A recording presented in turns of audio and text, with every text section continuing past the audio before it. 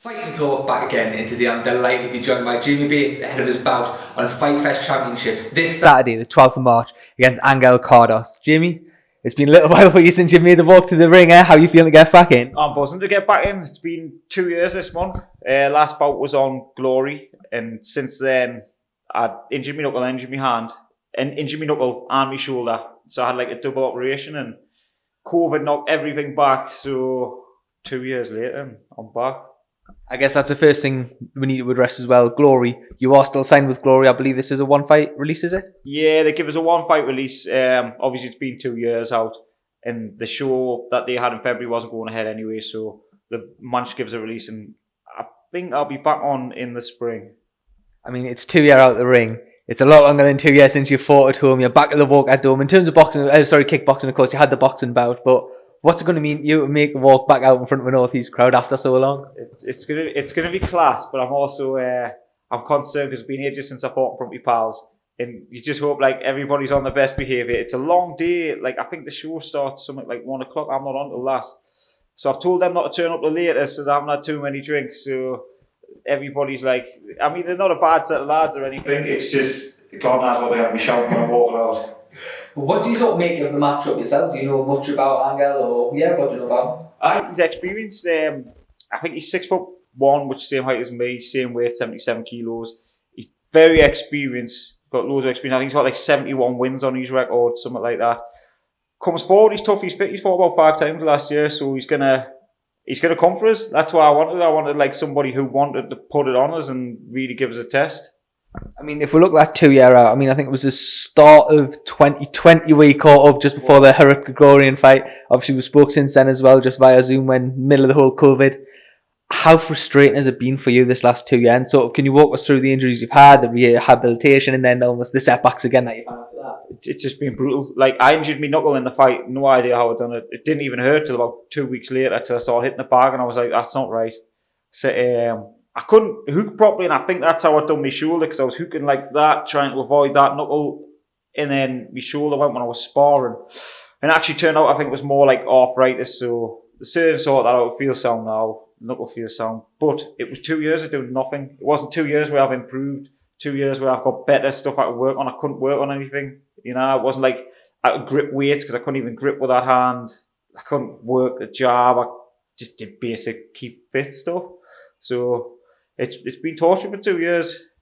I know ahead of this one as well, you've made sure you've got all the training and you've been splitting time across many sort of places. You've been at Unit 29 with Andy Coulson doing all your fitness. You've been at Nick Gittis' gym as well for your boxing. And of course, you've been down at Four Corner Combat as well. Yeah. Why have you decided to split your training up, and what aspect does each of them gyms bring to you as a fighter? So it was about pushing 2.5 years ago when like I first met John, and I didn't have a full-time coach.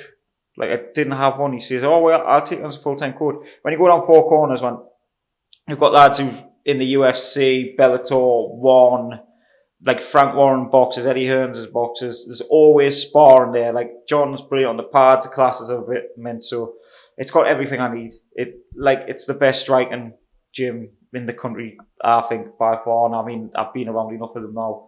So that's where I've settled the best, and I just kind of sleep in the digs upstairs. So you're upstairs and then you're downstairs in the morning to train, so there's no slacking at all. But when I come back up, I've got Nicky. He helps us massively with me boxing, and then Peter Irvin as well. He helps us out loads.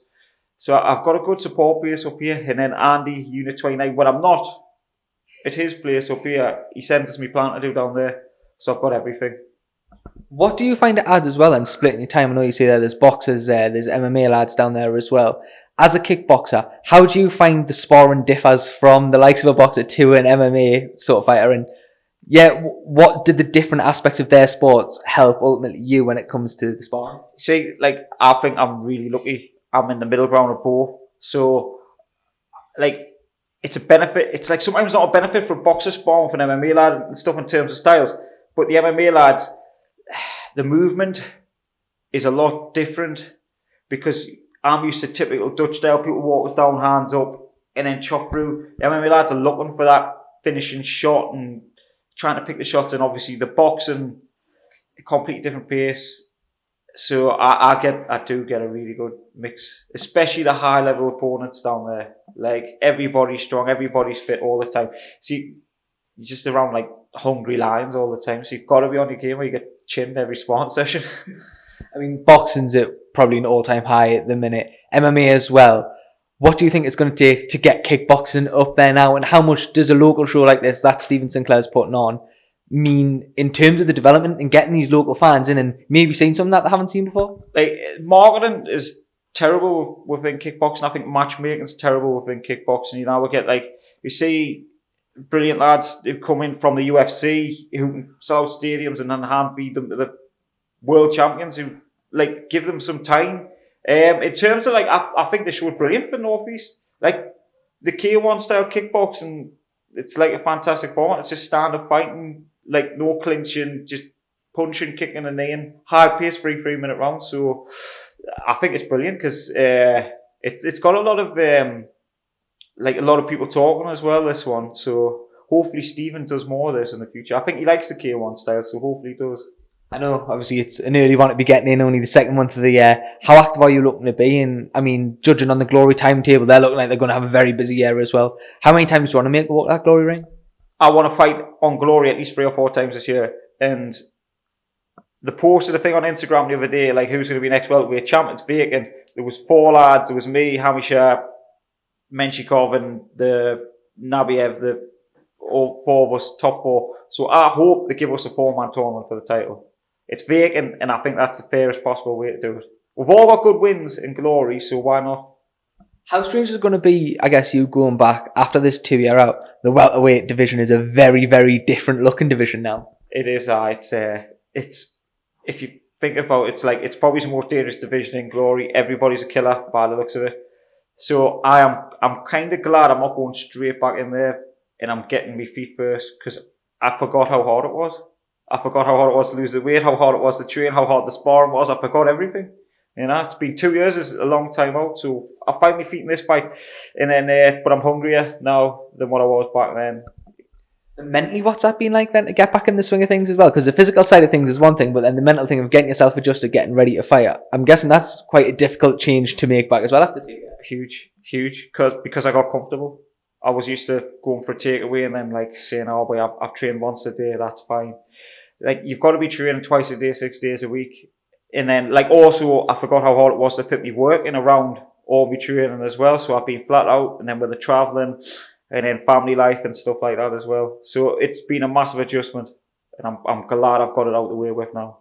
Being back coaching, of course, as well now, gyms are eventually back over in the UK. What do you think that adds to your game as well, being able to coach these up and comers? It's nice to see, and I love working with lads who got potential and want to win. I don't necessarily want to work with like the people who are the best and don't put any effort in. I want to work with the ones who, I'd rather work with 10 lads who get beat every time but they'll give it 100%, you know. But luckily with my gym, I've got a couple of like other volunteers who come in and they've been taking classes the last 6 weeks. Well, if we look then to Saturday night, what can fans expect? It's been 2 years out. What sort of Jamie Bates are they going to see? I have no idea. I see no idea. I put a lot of effort in. No, I plan on banging them out. Like I plan on just being more aggressive. Not necessarily more aggressive. Even when I've been sparring and I've been drained a bit because the weight has been stupid this time. It was my own fault. Christmas happens, doesn't it? So I've been landing nice shots in sparring all the time. And then I just think he's too open and he's gonna get hit with a lot. Finally, then, can I get a prediction off you for how you see the result be? 3rd round, early knockout. Perfect. Jamie, thank you very much. Thank you very much for having us here.